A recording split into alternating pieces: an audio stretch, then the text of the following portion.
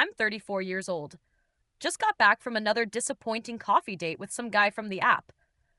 Literally cannot understand what's wrong with men these days. Sitting in my corner office Monday morning, thinking about how this keeps happening. I'm objectively a catch. Six-figure salary, own a condo in the nice part of town, went to a good school, take care of myself. But every time I meet a guy, something always goes wrong. This weekend's date was particularly frustrating. Met him at this trendy coffee place downtown. He seemed normal in his photos. Worked in it or something. Showed up wearing khakis and a button-down. Already kind of annoyed, he didn't dress up more. I'm wearing my nice blazer and everything. We sit down and he starts asking me the usual questions. What do you do for work? What are your hobbies? Blah blah. Tell him about my job, how I manage a team of 15 people. Just closed a major account. He's nodding along, but I can tell he's not really impressed enough. Like, do you know how hard it is to be a woman in marketing at this level? Then he starts talking about his job, something about network security. Honestly, kind of zoned out because it sounded boring.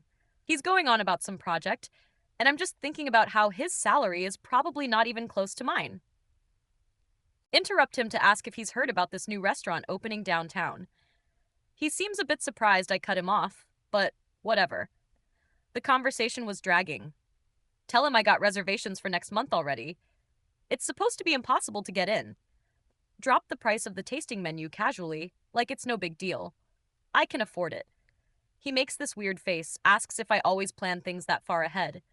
Tell him, of course, I'm very organized. It's kind of necessary when you're managing major projects worth millions. He nods slowly. Something feels off, but can't put my finger on it. Decide to test him a little. Ask him what he's looking for in a relationship. He gives some generic answer about partnership and shared values. I tell him that's nice, but I need someone who can keep up with my lifestyle. Someone ambitious, driven, not intimidated by a woman who knows what she wants. He's quiet for a second, then asks what I mean by keep up. Explain that I need intellectual stimulation. Someone on my level, someone who understands the demands of a serious career. He asks if I think his career isn't serious. Immediately have to backtrack. No, that's not what I meant. It is fine. It's just different. He doesn't seem convinced. The date kind of fizzles after that. He says he has to go. Some excuse about meeting a friend. Doesn't even suggest meeting again. Whatever his loss, get to work Monday and tell my colleague Jennifer about it. She's been married for like 10 years, so she doesn't get the struggle. She listens and then asks, kind of carefully, if maybe I came on too strong. Excuse me, tell her I was just being myself. If he can't handle that, then he's not right for me. She does this thing where she bites her lip like she wants to say something but doesn't. This is why I don't talk to her about personal stuff. Later that day, sitting in a meeting with the executive team, pitching a new campaign strategy, the CEO, Richard, is there along with the CFO, Marcus. I've prepared an entire presentation, data-driven, comprehensive. 15 minutes in, Marcus interrupts with a question about the budget. Politely explain that I was getting to that. It's in slide 23. He leans back and says, maybe I should jump to that now since it's kind of important. Feel my jaw tighten, but smile. Skip ahead to the budget slide. He starts asking questions about the ROI projections. Defend my numbers. They're solid. I spent weeks on this. Richard asks if I've considered an alternative approach. Starts describing something that's basically a worse version of what I already proposed. Have to carefully explain why my way is better without sounding condescending. They finally approve it, but I can tell they weren't enthusiastic. This happens literally every time. They never question David's presentations like this, and he's the director of sales. After the meeting, Richard asks if he can have a word. Oh, great. What now? He says, the presentation was good, but maybe I should work on being more flexible when fielding questions. I tell him I was being flexible. I answered all their questions. He does this sigh, says something about tone and receptiveness. I'm receptive. I'm literally always receptive. I take feedback better than anyone on the team. He says, okay, and drops it. But I can tell he doesn't believe me. This is the kind of thing I deal with constantly. My assistant knocks and reminds me I have lunch with my mother. Fantastic. Exactly what I need today. Meet my mom at her favorite bistro. She immediately asks about my dating life. Tell her about Coffee Guy. She listens and then says, "Well, sweetheart, maybe he was intimidated." Yeah, Mom. Obviously, he was intimidated. That's the problem. Why are men so intimidated by successful women? She gets this look on her face, asks if I ever consider that maybe it's not about success. What else would it be about? She says something vague about connection and making people feel valued. I make people feel valued all the time. I literally manage 15 people and they all respect me. My team performs better than any other department. Mom says that's work. Relationships are different. Tell her relationships shouldn't be different. They should be equal partnerships.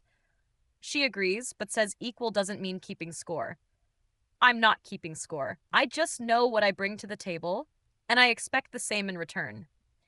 She pats my hand in that annoying way she does, says I'll figure it out. Get back to the office, and there's an email from HR. Apparently, there's been some complaints about my management style. Are you kidding me? The email is vague. Something about creating a more collaborative environment. Immediately, no. It's probably Trevor. He's been on my team for 6 months and constantly misses deadlines. Had to have a serious conversation with him last week about his performance. He literally said he was doing his best. Told him his best wasn't meeting the standard required for this team. Maybe that was harsh, but it's true. If I don't maintain standards, the whole team suffers. Respond to HR saying, I'd like to discuss this in person. Get a meeting scheduled for Thursday. Spend the next few days fuming about it. Thursday comes, and I meet with Janet from HR. She's younger than me, probably never managed anyone in her life. She starts off with the whole, this isn't punitive, just a conversation thing. Asks me to describe my management philosophy. Tell her I believe in high standards, clear expectations, and accountability. She nods and writes something down, then says several team members have reported feeling undervalued and micromanaged. Micromanaged. I literally give them autonomy once they prove they can handle it. The problem is half of them can't handle it. Janet says that different people respond to different management styles. Tell her that's fine. But we have targets to hit, and I can't coddle people. She winces at the word coddle. Asks if I've considered that leadership is about bringing out the best in people. That's literally what I do. I push them to be better. If they can't handle being pushed, maybe they're in the wrong field. Janet is quiet for a moment, then says that the company values emotional intelligence as much as results. I have emotional intelligence. I'm aware of my emotions and I'm aware of theirs. That doesn't mean I have to lower my standards. She says she's going to recommend I attend some leadership training. It's not mandatory, but highly encouraged. Leave the meeting feeling completely misunderstood. Nobody gets that being nice all the time doesn't get results. That weekend, decide to take a break from dating apps. Go to a networking event instead. Might as well focus on career stuff. It's at this hotel ballroom. Lots of people from various industries. Spot an interesting conversation happening near the bar. Group of people talking about emerging markets or something. Join the conversation. Introduce myself. There's this guy, probably late 30s. Decent looking, well dressed. He's talking about some investment strategy. I mentioned that I've been looking into similar opportunities. We end up talking one-on-one while the others drift away. His name is Andrew, works in finance. He seems actually intelligent, asks good questions, tells me about his work, managing portfolios for high net worth clients. Okay, now this is promising. We talk for like an hour. He asks if I want to grab dinner sometime. Absolutely. Finally, a man who seems like he's on my level. We exchange numbers and set something up for next week. Spend the next week feeling optimistic. Maybe Andrew will be different. The day of the dinner, I get there first. It's a nice steakhouse, upscale, but not pretentious. Andrew shows up right on time. Good sign. We order drinks and start talking. Conversation flows pretty well at first. He tells me about a difficult client situation he handled. I tell him about my recent presentation to the executive team. Mentioned how Marcus questioned my budget. Andrew asks what Marcus's concerns were. Tell him they were unfounded. My numbers were solid. Andrew asks if I considered his perspective anyway. I mean, sure, but he was wrong. Andrew gets this thoughtful look. Says that sometimes people raise objections not because they're wrong, but because they need to feel heard. Okay, weird thing to say, but whatever. Tell him I hear people all the time. I'm literally in meetings all day hearing people. He smiles, but it doesn't reach his eyes. Asks about my team, how many people I manage. Tell him about the 15 people. Mention the HR situation.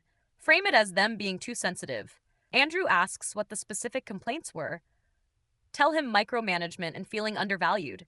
He asks if there might be any truth to it. Whose side is he on? Tell him no. I know how I manage. I'm actually very hands-off once people prove themselves. He asks how long it usually takes for people to prove themselves. Depends on the person, but usually a few months. He nods slowly, says in his experience, people perform better when they feel trusted from the start. Tell him that's a nice idea, but not realistic in a high-stakes environment. He doesn't argue, but I can tell he disagrees. Conversation shifts to other topics. We talk about travel, books, normal date stuff. I mentioned I just got back from a conference in San Francisco. Stayed at this amazing hotel. Had a suite overlooking the bay. Company paid for it, obviously, but it was still incredible. Andrew mentions he was in San Francisco last month, too. Asks where the conference was. Tell him the Moscone Center. He says he was there for something different. Stayed at a smaller hotel. I ask which one. He names some boutique place I've never heard of. Tell him he should try the place I stayed next time. It's much better. He asks if I've stayed at the place he mentioned. Well, no, but I can tell from the website. He just says okay and changes the subject. Something feels off again. Can't tell if he's annoyed or what. Decide to ask him directly about what he's looking for in a relationship. Might as well know if we're compatible. He gives a thoughtful answer about mutual respect and growth. Tell him that sounds good. I need someone who respects my career, someone who won't feel threatened by my success. He asks, do you think men are generally threatened by successful women? Obviously, yes. It's like a proven fact. Tell him about all my failed dating experiences. Guys who couldn't handle that? I make more money. Guys who were intimidated by my position? Guys who wanted someone more traditional? Andrew listens to all this, then asks, do you think maybe it's not about your success? What else would it be about? He says carefully. Maybe it's about how you relate to people. I relate to people fine. Literally have tons of friends. My team respects me. I'm doing great at work. Andrew says work relationships are different from personal ones. In work, there's a hierarchy. People have to interact with you. In personal relationships, people choose to be there. Okay, what is he implying? Tell him I understand the difference. People choose to be friends with me too. He asked how many close friends I have. Have to think about it. I mean, there's Jennifer from work, though we're not that close. There's some women I knew from college, but we don't talk much anymore. There's my book club, though I had to stop going because they kept picking terrible books. Told them we should choose more literary stuff, and they got weird about it. Andrew is watching my face. Says, so, not many. I have friends. They're just busy. Everyone's busy. He nods but doesn't look convinced, starting to get annoyed with this interrogation. Ask him how many close friends he has. He says 5 or 6 people he talks to regularly. Must be nice to have that kind of time. Tell him I'm focused on my career right now. Friendships can wait. He says relationships and friendships are what make life meaningful. Career success is great, but it's not everything. Cannot believe this. Tell him career success is extremely important. Actually, especially for women who've had to fight twice as hard for half the recognition. He agrees that's true and unfair, but says that doesn't mean alienating everyone around you. Alienating. I don't alienate people. People alienate themselves when they can't handle a strong woman. Andrew puts down his fork, says, I need to be honest with you. Oh, here we go. He says I seem like a very accomplished person, but this whole dinner has been exhausting. Excuse me. He says, I've spent the entire time talking about how great I am, how wrong everyone else is, how I'm always right and everyone else is threatened or incompetent or too sensitive. Tell him that's not fair. He asked me questions and I answered them. He says yes, but I haven't asked him a single question about himself. That I've dismissed or contradicted almost everything he said. That when he mentioned his hotel, I immediately said mine was better without knowing anything about his. I was just making a suggestion. He says it's not about the hotel. It's about a pattern. Says every story I've told tonight has been about me being right and someone else being wrong. My team, my executives, my dates, even my book club asks if I've ever considered that maybe, just maybe, I might be the common denominator. Cannot believe what I'm hearing. Tell him he doesn't know me. He can't judge my whole life from one dinner. He says I'm right. He doesn't know me because I haven't let him know me. I've just presented a resume of accomplishments and complaints. Stand up from the table. Tell him, I don't need this. I'm a successful, intelligent woman, and if he can't handle that, fine. He stays seated, says quietly, this is exactly what I'm talking about. Tells me I'm using my success as a shield. Any criticism, any feedback, any moment of vulnerability gets deflected with, you're just threatened by a successful woman. Says, it's not about success. It's about being so defensive and competitive that nobody can get close to me. Tell him he's wrong and grab my purse, he says. I hope you figure it out someday. I really do. Leave the restaurant, fuming. Get home and pour myself a large glass of wine. Sit on my couch in my expensive condo looking at my framed degrees on the wall, my awards from work, my perfectly decorated living room that I picked out myself. Check my phone. No messages. Open the dating app. Scroll through matches. All these men who probably won't measure up. Think about what Andrew said. He's wrong. Obviously, he just couldn't handle me. But then think about Coffee Guy and the guy before that and the one before that. Think about the HR meeting and Richard's comment about my tone and my mom saying, I'll figure it out. And Jennifer's careful question about coming on too strong. Pour another glass of wine. Maybe I should text Andrew and explain myself better. No, he doesn't deserve an explanation. He was rude and judgmental. Open my texts anyway. See the last conversation with my college roommate from 3 years ago. I had told her I was too busy to visit when she had her baby. She never responded. Scroll further back.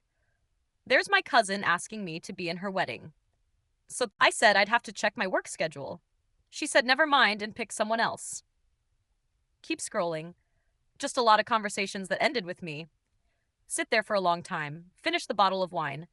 Look around my empty apartment. Think about going to work tomorrow. Another day of meetings where I have to fight to be heard. Another evening alone. Another weekend with nothing but work emails and meal prep.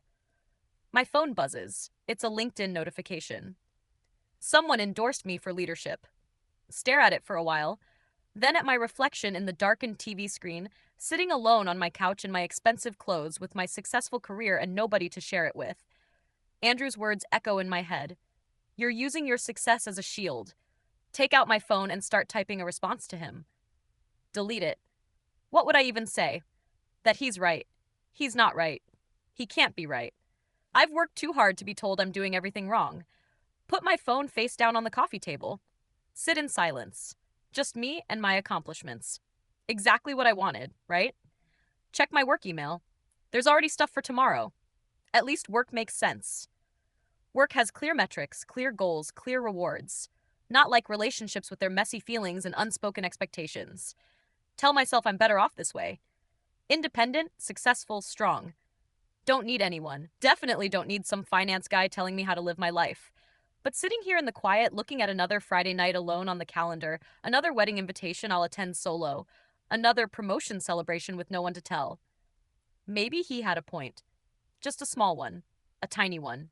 No. He was wrong. They're all wrong. I'm fine exactly as I am. Pour the last drops from the wine bottle, toast to myself in the empty room, to success, to independence, to being right. Always being right. Even when I'm alone. If this confession kept you hooked, make sure to subscribe, like, and share. We share powerful true stories every day that explore the complex realities of life.